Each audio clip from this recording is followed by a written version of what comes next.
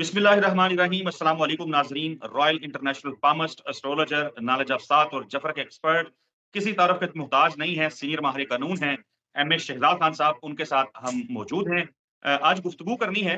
बहुत सारे मामलात हैं, सियासी मैदान के अंदर भी बहुत सारे मामलात हैं और पाकिस्तान में बड़े बड़े वाकयात हो रहे हैं। एक जिसको कहते हैं ना कि मामला एक टर्न ले रहे हैं, लेकिन ये टर्न क्या गुल खिलाएगा, किस तरफ ये ऊँट जाके बैठेगा, किस करवट बैठेगा, ये एक सवाल है जिसके ऊपर हर कोई बात कर रहा है। सबसे पहले तो एम ए शहजाद खान साहब, आपके वक़्त का बहुत शुक्रिया। पाकिस्तान तहरीक-इंसाफ के हवाले से ख़ास तौर पे आप बात करते रहे हैं माज़ी में। आप वुकला के ऊपर बहुत ज़्यादा बात करते रहे हैं, ज़ोर देते रहे हैं। कहते रहे हैं कि अबाबिलें जो हैं वो मैदान में आएँगी। पाकिस्तान तहरीक-इंसाफ के साबिक़ चेयरमैन इमरान खान ने अबाबिलों के एक बड़े नामवर रहनुमा लतीफ़ खोसा को बार-बार दावत दी कि वो पीटीआई में शामिल हो जाएँ, लेकिन वो शामिल नहीं हुए। उन्होंने फैसला नहीं किया, लेकिन गुज़िश्ता रोज़ आसिफ अली ज़रदारी साहब ने उन्हें अपनी पार्टी से निकाल दिया। यानी वो कहते हैं ना कि बड़े बेआबरू होके तेरे कूचे से हम निकले, तो अब वहाँ से तो वो बेआबरू होके निकल पड़े हैं। अच्छा नहीं था कि वो पीटीआई में आ जाते। अब मुस्तकबिल क्या है उनका? क्या अब वो पीटीआई पीपल्स पार्टी से निकाले जाने के बाद पीटीआई में आएँगे? जी बिस्मिल्लाह बिस्मिल्लाह जी, अस्सलाम वालेकुम जी। देखिए बेटा, आपके सवाल ऐसे हैं, अगर मैं उनकी तारों पे अपनी उंगलियों की टिप्स रख दूं तो इसमें से बाजा बजेगा, सुर निकलेंगे। तो मैं नहीं जी। चाहता कि सुर निकले, बस खामोशी ही बेहतर है।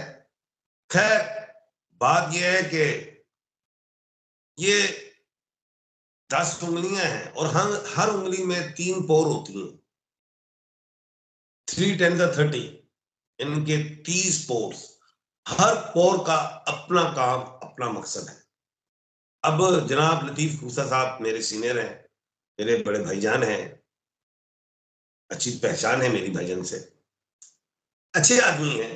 और 70 के ऊपर जो भी उम्र से गुजरता है, वो किसी भी देश का वासी हो, किसी भी देश का रहने वाला हो, वो अपने मुल्क के लिए अपनी जान निछावर कर देता है, क्योंकि वो चाहता है कि आखिरी उम्र में मैं ऐसा काम कर जाऊं कि मेरा तारीख में तो अलग बात, रब्बे जुल जलाल के आगे सर में नगू ना हो, अल्लाह पाक बगैर हिसाब किताब की जन्नत में दाखिल फरमाते हैं। तो ये बात तो मैंने क्लियर कर दी कि लतीफ खुसा साहब उस तरफ अपना वजन डालेंगे जहां मुल्क पाकिस्तान तरक्की की तरफ जाएगा, जहां मुल्क पाकिस्तान को जरूरत है। तो ये इस तरह की बात है। तो लतीफ खुसा साहब अपना वजन उधर रखेंगे। तो मैं आपको बता दूं कि पीटीआई के हवाले से उन्होंने हमेशा बात नहीं की, उन्होंने इंसाफ की बात की, उन्होंने हमेशा आईन कानून की बात की। अगर उनका अपना ज़हन है तो बिल्कुल पीटीआई में आएंगे। और पीटीआई की अगर मैं बात करूं, जैचों में, जफर में, हर जगह तो वो नंबर 1 पे है। तो आ सकते हैं, इसमें कोई दो राय नहीं है जी। खान साहब, आ सकते हैं, दो राय नहीं है, ये आपने कह दिया। और साथ आपने ये कह दिया कि 70 साल के बाद हर शख्स कहता है कि वो मुल्क के लिए कुछ अच्छा करे। तो फिर नवाज़ शरीफ साहब भी शायद अब 70 साल से ऊपर हैं, चौथी दफ़ा वज़ीर-ए-आज़म बन के आएँगे, फिर यानी पाकिस्तानी कौम को तो उम्मीदें लगा लेनी चाहिए ना कि 3 बार का वज़ीर-ए-आज़म जिसका इतना ज़्यादा तजर्बा है, 70 से ऊपर है, तो वो आएँगे, फिर पाकिस्तान के लिए मामला ठीक करेंगे। एक तो आपने इस पे बताना है मुझे। दूसरा मामला, खबर आज ये गर्दिश कर रही है कि अब लतीफ खोसा शायद जुमेरात को पीटीआई जॉइन करें और शायद तजवीज़ एक दी गई है कि उनको नवाज़ शरीफ के मुकाबले में लाहौर से मैदान में उतारा जाए। इस पे कमेंट कर दें प्लीज़। बड़े सवाल हैं, बेहतर सवाल है। पहली बात ये कि 70 साल के बाद जिसने अपने मुल्क के लिए काम करना है, वो उसने करना है जिसने मुल्क के अंदर रह के काम किया, मुल्क को दिया। जनाब मोहतरम नवाज शरीफ साहब बड़े भाईजान हैं, वो जब भी किसी एग्जाम में आए तो बीमार हो जाते थे, मुल्क से बाहर चले जाते या कोई ना कोई वो बात कर देते थे। इस वक्त जनाब इमरान खान साहब एग्जाम दे रहे हैं अडियाला यूनिवर्सिटी में, गो के जनाब मियां मोहम्मद नवाज शरीफ साहब, अब मुझे याद नहीं वो यूनिवर्सिटी कौन सी थी, कोट लखपत यूनिवर्सिटी थी, कौन सी थी, वहां से उन्होंने एग्जाम क्लियर नहीं किया था, वो चले गए और बाहर चले गए, डिग्री लेके आए। जब एग्जाम ही क्लियर नहीं हुआ तो डिग्री कैसे आ गई? बात यह है कि लतीफ मूसा साहब ने कोई एग्जाम नहीं दिया। अगर वो किसी एग्जाम में आए तो क्लियर किया उन्होंने मुल्क पाकिस्तान में, वो बाहर तो गए नहीं। जनाब मियां मोहम्मद नवाज शरीफ ने एक टेस्ट पास ही नहीं किया, क्वालिफाई नहीं किया, और वो चले गए मुल्क से बाहर और डिग्री लेके आ गए। बात ये समझने वाली है। तो लतीफ मूसा साहब जो हैं, मैं ये समझता हूं मेरे सीनियर हैं, तो उन्होंने एग्जाम्स क्लियर किए हुए हैं, वो पास हो जाएंगे। और अब आ गई बात कि वो नवाज शरीफ साहब के मुकाबले में आएंगे। और भाई नवाज शरीफ साहब के मुकाबले में लतीफ मूसा साहब को ना लाओ, बड़ा नाम है।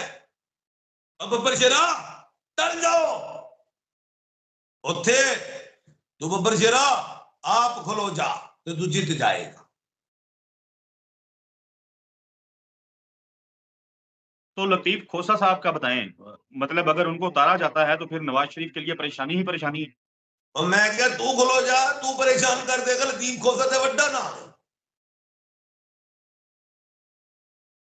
ठीक है। हमने नवाज शरीफ की चूंकि बात की है, तो आज नैब का एक आखिरी केस जो बचा हुआ था, अल अजीजिया रेफरेंस, उसमें भी नवाज शरीफ साहब जो हैं वो बरी हो गए हैं। 42 मिनट की समाअत, 7 मिनट के लिए फैसला महफूज हुआ और फिर सुना दिया गया। नवाज शरीफ को क्लीन चिट दे दी गई। यूं लगता है कि जैसे उनकी अब सारी रुकावटें जो हैं, कानूनी रुकावटें, वो खत्म हो गई हैं। नैब ने भी कोई, जिसको कहते हैं ना, कि कोशिश भी नहीं की कि वो नवाज शरीफ के खिलाफ जो है मामला जरा लेके जाए, लड़े, या जो इल्जामात लगाए या जो सजाएं सुनाई गई थी, जो मामला माजी के अंदर हमने देखे थे, उनको ही दोहरा दे। ऐसा कुछ नहीं हुआ। तो अब नवाज शरीफ के लिए सत्य खैर है जी।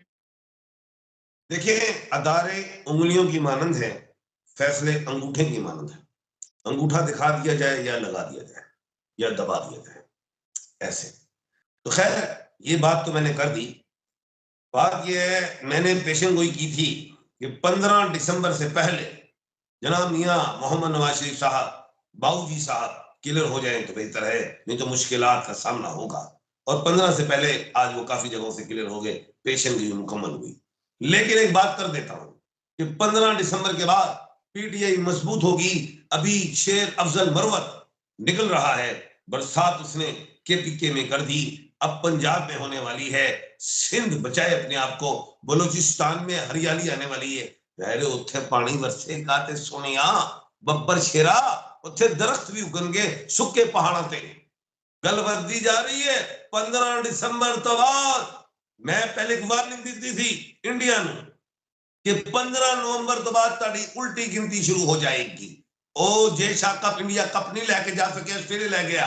एनजी कह रहे हैं 15 दिसंबर तो बाद नवाज शरीफ साहब की उल्टी गिनती शुरू हो सकती है। क्यों?